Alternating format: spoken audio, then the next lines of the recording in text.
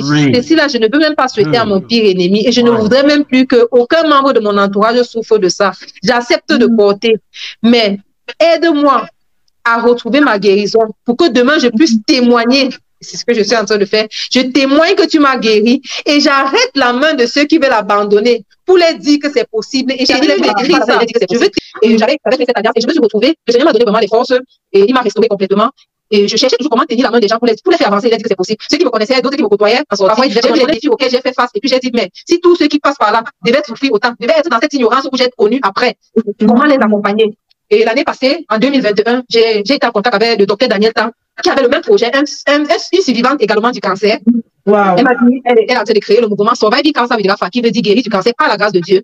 Et j'ai dit, waouh, c'est ça, c'est son. J'ai dit, quelle est ta vision, quelle est ta mission? Elle m'a dit vraiment, c'est de sensibiliser déjà, d'orienter comment, moralement, émotionnellement, spirituellement et même financièrement. J'ai dit, waouh, c'est vraiment ce que j'avais en tête. Et puis j'ai dit, dans ce cas, nous pouvons travailler ensemble. On a donc mis sur pied l'année passée 2021. C'était la première édition du mouvement Surviving Cancer with Rafa. Donc, il a voulu que je passe par là. Il a voulu que je passe par toutes ces étapes-là. Et aujourd'hui, parce qu'il voulait sortir la meilleure version de moi. Donc, je suis de l'or. Et pour avoir de l'or, il faut passer par le feu. Effectivement.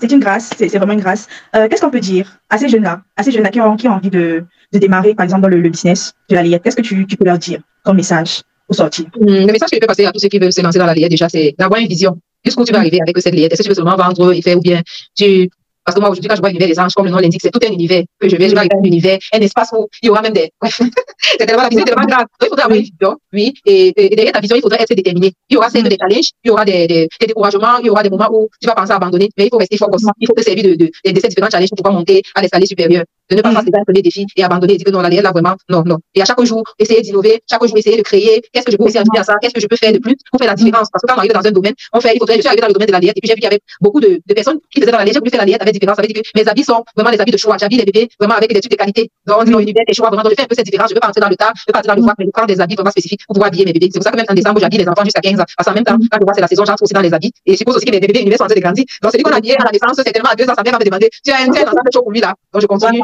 Oui. Donc, qui souffre de cette pathologie et qui voudrait, par exemple, en sortir. Qu'est-ce que tu lui dirais? Déjà, je pense que le fait d'en parler, même que ce soit dans le mouvement, c'est déjà pour briser le tabou. Parce qu'il y a longtemps, on a toujours vu cancer égale mort. C'est pour briser d'abord ce tabou. Parce que moi, je dis souvent, tout tue. Même le palu, la typhoïde, le diabète, l'hypertension. Ça veut dire que si tu ne prends pas soin, si tu ne suis pas un traitement, il peut arriver que tu meurs. Donc, c'est pas forcément parce que c'est le cancer que tu vas arriver à la mort. Donc, il faut déjà briser le tabou et savoir que tout est possible à celui qui croit. Il faut avoir de la foi, il faut s'accrocher sur ton Dieu, sachant qu'il t'aime et qu'il est dans cette épreuve où tu es en train de passer.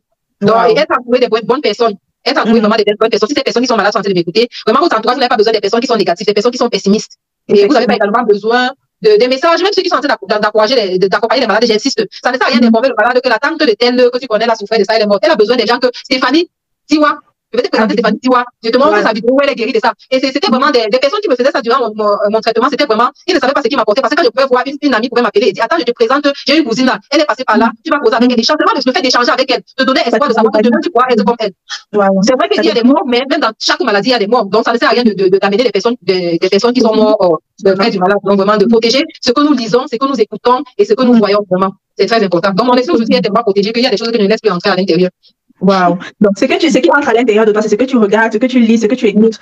Il faut protéger ton esprit de tout ça parce que c'est ça qui te permet de te relever et être concentré sur les personnes positives, les personnes qui t'apportent de la joie, de l'amour, parce que c'est l'amour qui règle tout. L'amour qui règle tout. Donc, quand un client peut-être t'appelle ou bien il t'envoie un mail pour dire voilà, j'ai écouté votre produit à tel endroit, j'ai dégusté, vraiment c'est intéressant.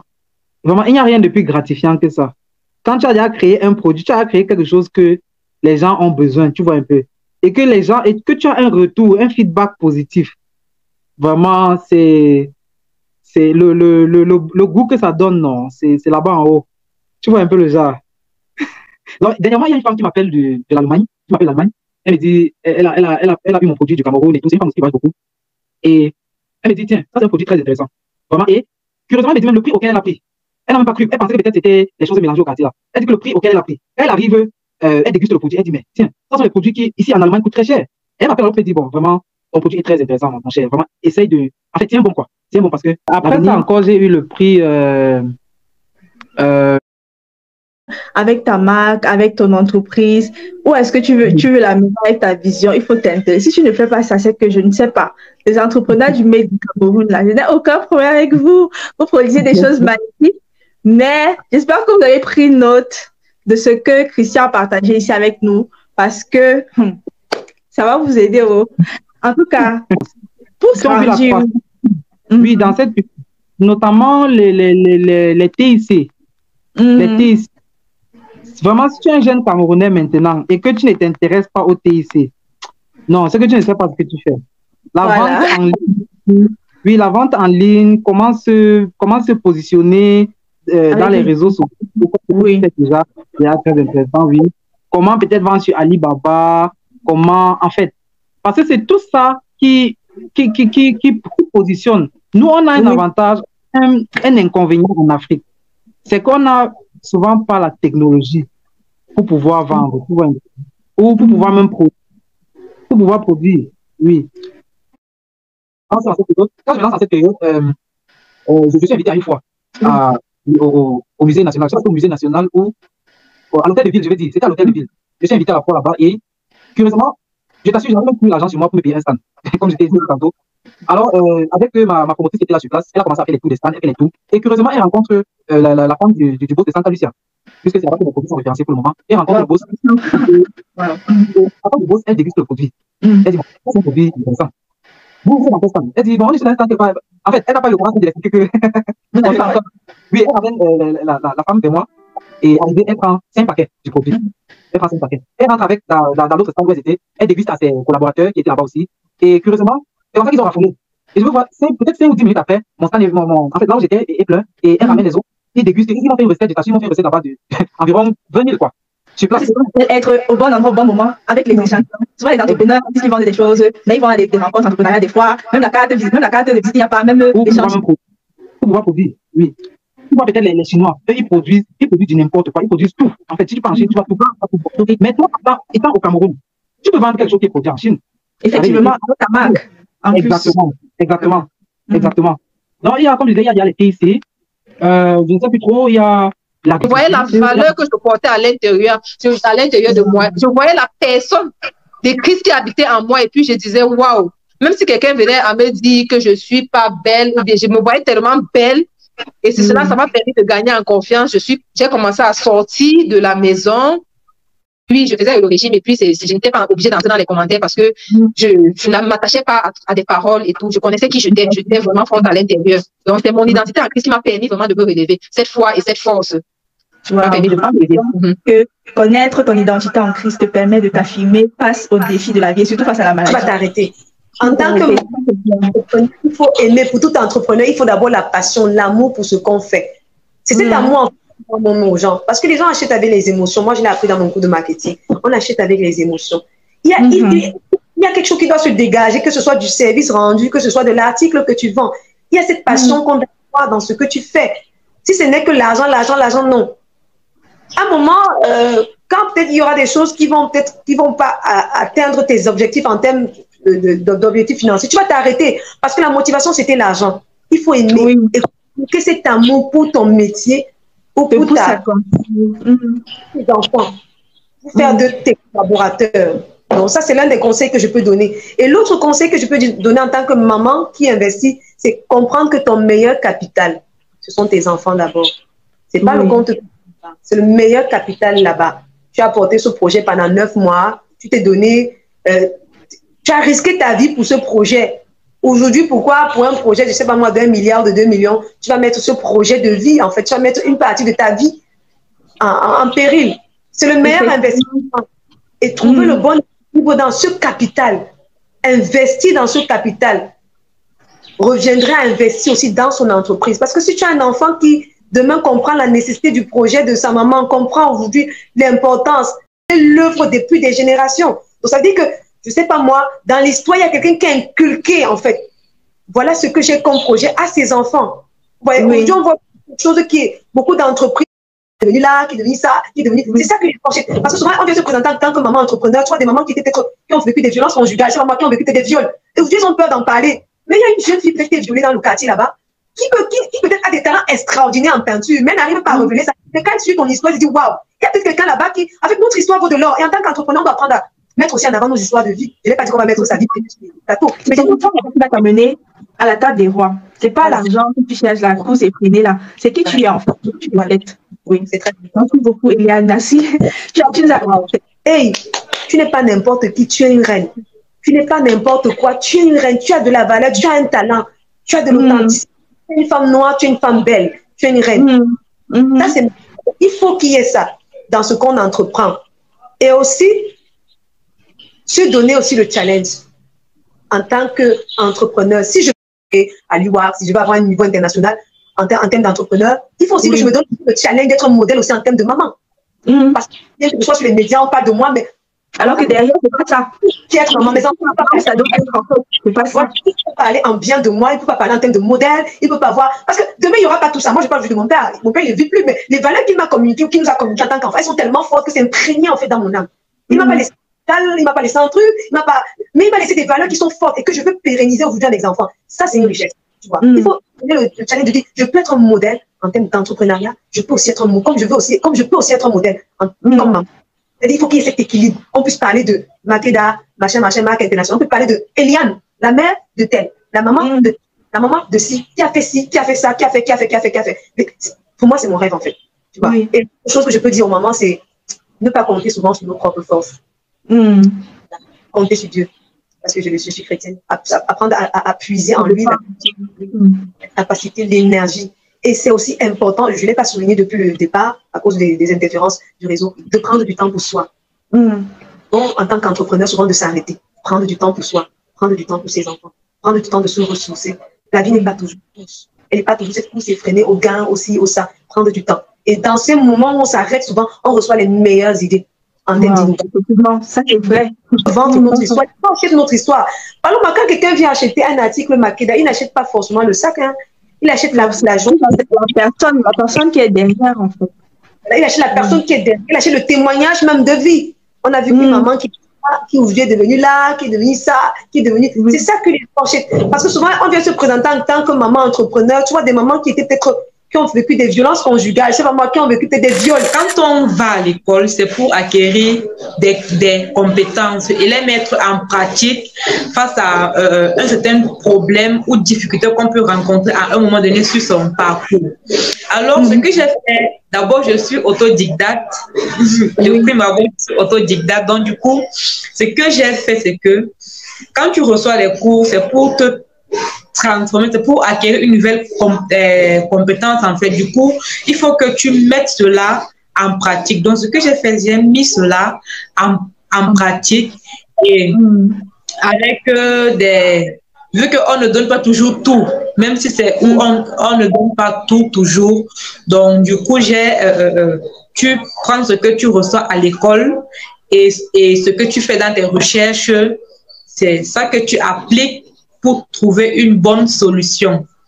Donc, c'est en fait ça que j'appliquais et je pouvais avoir des promotions, des augmentations de salaire et tout.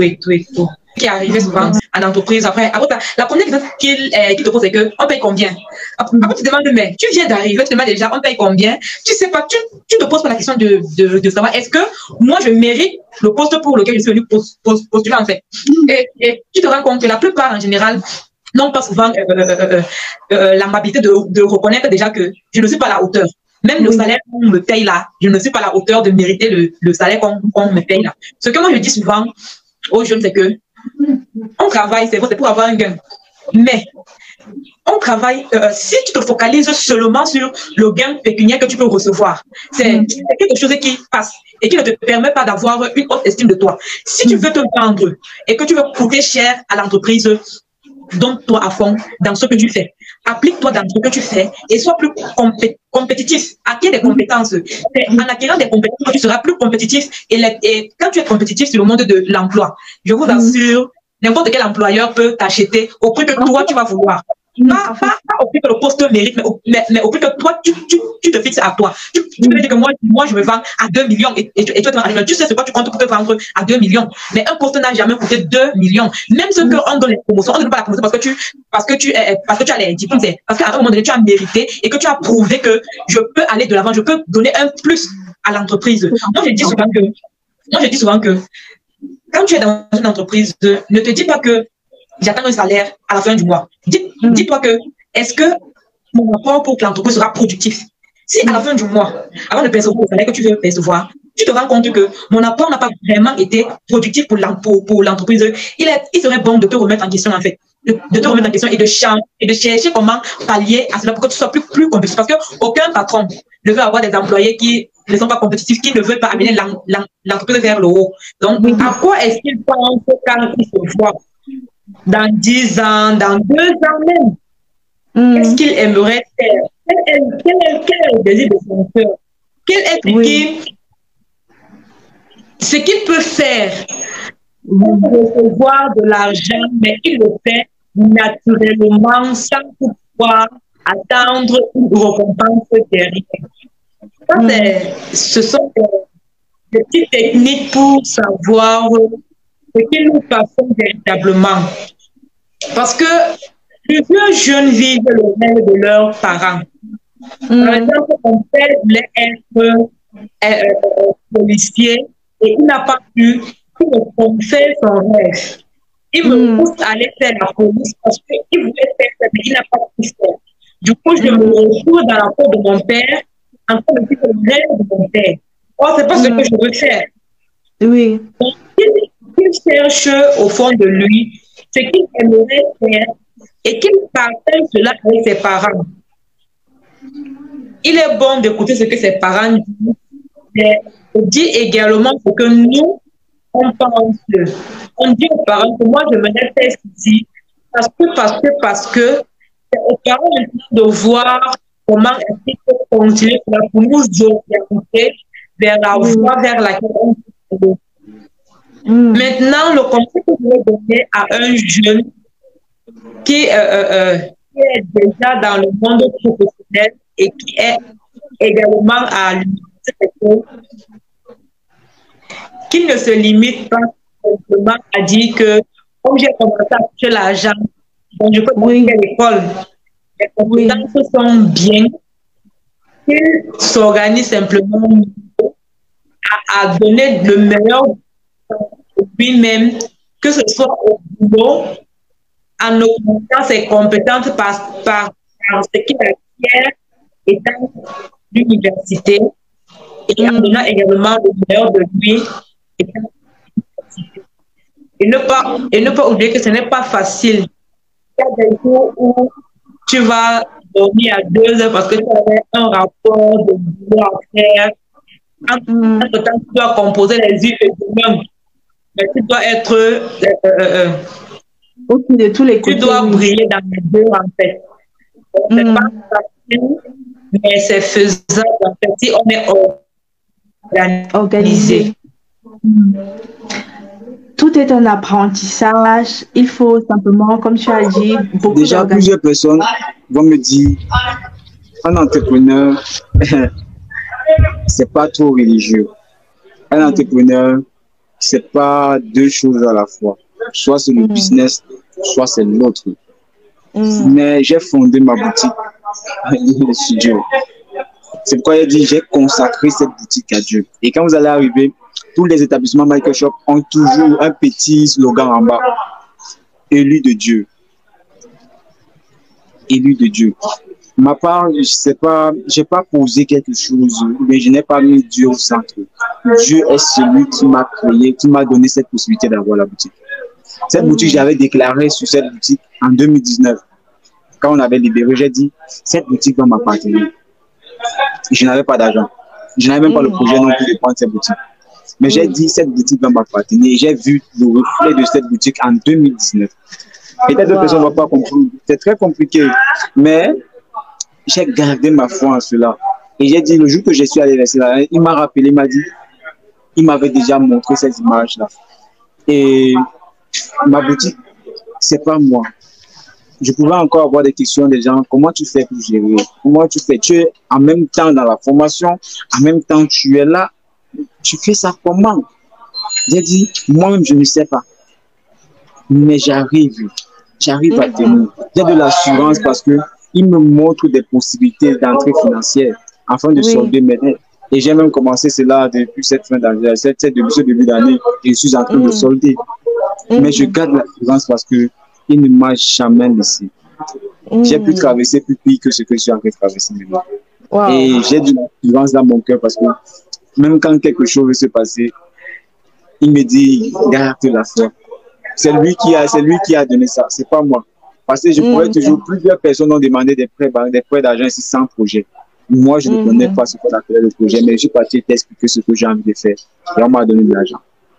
Lui seul, il sait comment il va me sortir de cette solution, de ce problème-là. Moi, je ne veux pas me focaliser sur est-ce que je vais faire comment, est-ce que demain, si l'autre vient, je ne me focalise pas sur ça. Je n'ai pas peur. Parce que j'ai fondé entièrement tous mes projets en moi. C'est même si aujourd'hui, il arriverait que je n'ai plus de boutique, je n'aurais pas peur parce qu'il a beaucoup de plans pour moi. Il a beaucoup de plans pour moi. C'est-à-dire que Michael Shop, ce n'est pas juste un entrepreneur, c'est un élu de Dieu. Je pense que ça, c'est la mot de fin à ce jeune qui te regarde et qui est en train d'être inspiré par la personne que tu es, la dévotion que tu as pour ton Dieu, pour le seul Dieu. Et qu'est-ce que tu veux véhiculer en fait pour sortir à cette personne qui te regarde, à cette maman, l'enfant, à cette personne vraiment? Ce que je peux dire à tous les jeunes, c'est que il m'arrive parfois de pleurer quand j'ai besoin d'argent. Il m'arrive parfois de rester à la maison et me dire, est-ce que je suis sûr de ce que je suis en train de faire? Mais il m'arrive aussi parfois de dire, j'y crois, lève-toi et avance. Le monde, c'est nous. Nous sommes les hommes. On ne peut pas t'empêcher d'avoir ce que tu veux avoir. On ne peut pas. Il faut juste être audacieux et avancer. Si ça ne donne pas, lève-toi et fonce encore. La plus grande chose, c'est que tu cherches la meilleure stratégie pour pouvoir soutenir ce que tu es en train de faire. Quand tu as la meilleure perspective, cherche les stratégies qui vont faire en sorte que ta perspective soit visée. Je pense que c'est parce que j'ai trouvé le moyen. C'est pourquoi je marche avec cette vision-là. Ça, c'est un domaine que je connais. Et maintenant, parce que je connais ce domaine-là, je ne dois pas me décourager. Parce que je n'ai pas commencé avec un papa qui m'a donné un capital. Mais j'ai commencé en bas. Et pour remonter, il y a beaucoup de combats.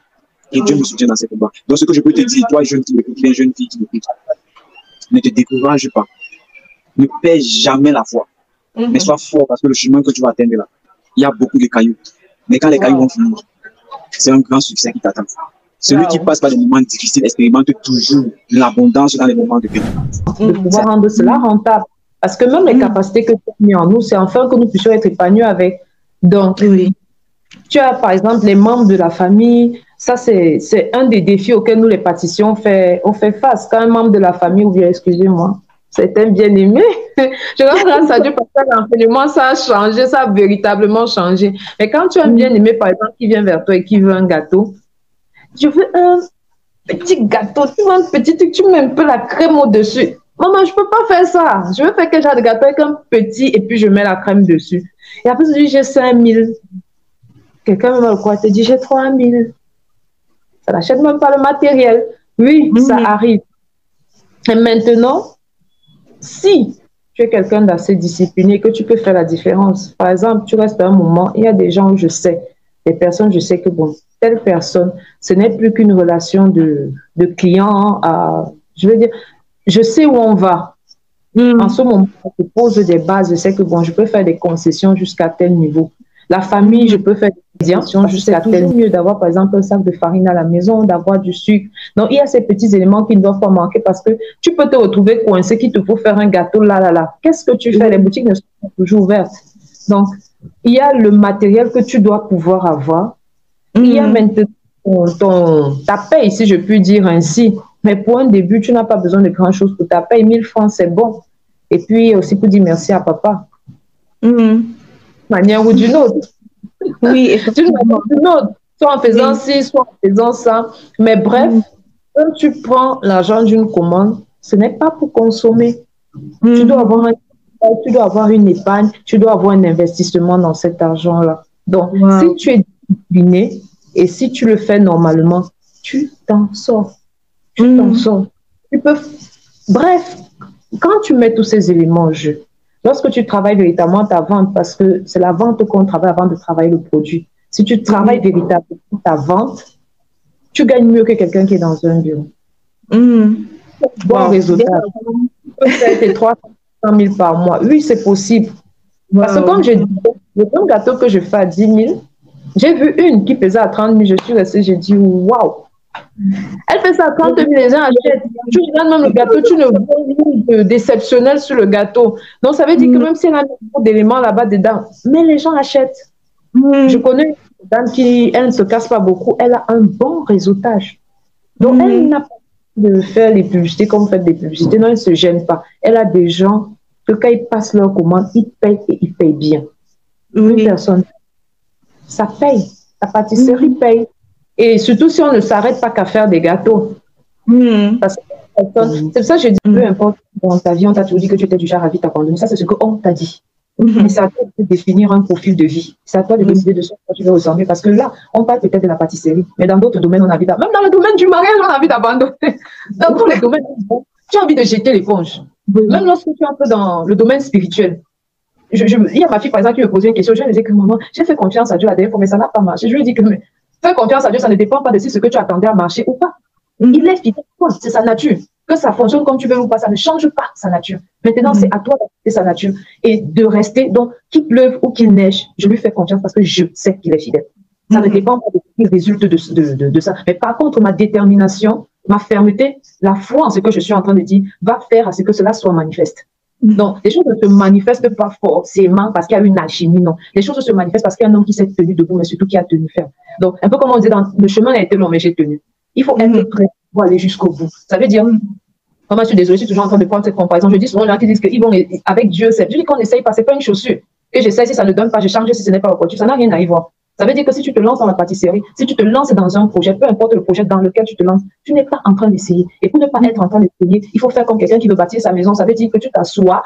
C'est pas parce que tu es passé, tu as vu quelqu'un faire la pâtisserie, ça a donné, quelqu'un a commencé à vendre les chaussures, a commencé à vendre les mèches, ça a donné, décide que non, je vais me lancer dans les mèches. Non, je m'assois, j'analyse.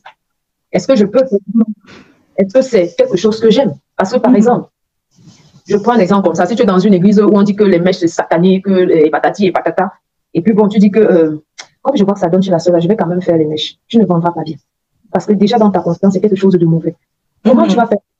Si je veux me mettre à vendre les mèches, la première personne, le premier mannequin, ça doit être moi. Comment je vais donc faire pour vendre quelque chose que je n'utilise pas? Donc, on s'assoit, on évalue. Et c'est dans cette évaluation que tu trouves ta voie. Parce qu'en fait, on ne se lance pas dans un projet pour se lancer dans un projet. Nous avons en nous, c'est pour ça que je disais, je viens déclencher quelque chose qui est déjà dans cette personne-là. Je ne viens pas créer. Non, je ne viens pas créer. C'est déjà là-dedans. Tu viens juste appuyer un truc qui permet de déclencher. Et c'est pareil, Dieu a une capacité chacun. Nous avons tous des dons.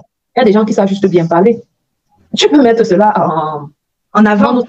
Oui, mais c'est pas ça que tu le fais. Non, tu t'assois, tu évalues, tu sais, c'est cette chose que je fais facilement, dans laquelle je suis épanouie. Et quand je le fais, je suis capable de transmettre cela aux autres parce que c'est une communion. C'est ça que je suis en train de faire de communion. Par exemple, lorsque tu es là, comme tu es en train de le faire, c'est une passion. Tu es en communion, vu pour moi. Qui es-tu pour venir m'en empêcher? Je fonce. Lorsque ça va mal, je m'assois. Je réajuste, on s'arrange. Et puis, je fais comment? Si c'est chaud, si tu soignes d'abord les coups. En quoi reculer, c'est reculer pour mieux sauter. Mais c'est un peu comme une sorte d'engagement. Si tu as pris cet engagement, tant que je n'ai pas atteint mon but, je ne m'arrête pas. Je ne m'arrête pas. J'ai une vision. Quand on dit vision, parce que souvent ça semble bizarre pour les personnes. Pourtant, nous avons tous des visions d'une manière ou d'une autre. Tu t'assois souvent, même étant petit, tu demandes à un enfant, il est toujours en train de voir un avion. Toujours en train de voir un avion. Quand il passe, il veut le jeu, il dit que non. Il voit la voiture, il voit l'avion, il dit que non, moi, il veut seulement l'avion. C'est que dès l'enfant, tu as déjà été préparé à arriver quelque part. Mais si le chemin a été préparé, maman, si je dois aller au champ et qu'on a tracé la route déjà dans la forêt, qui suis je vais tourner la route, encore une autre route à côté. Je suis seulement le sentier. La matière, au lieu de faire une autre route à côté, si le serpent vient, je coupe, j'avance. S'il y a des choses qui branchent, peut-être qui viennent du dessus, je coupe, j'avance. Donc, c'est pas facile. Mais tu dois avoir l'assurance, une fois que tu as détecté que c'est ce que tu veux faire, vraiment, dis à toi, dis à l'univers, dis à tout ce qui est autour de toi, que rien ne va t'empêcher d'atteindre le but. Amen.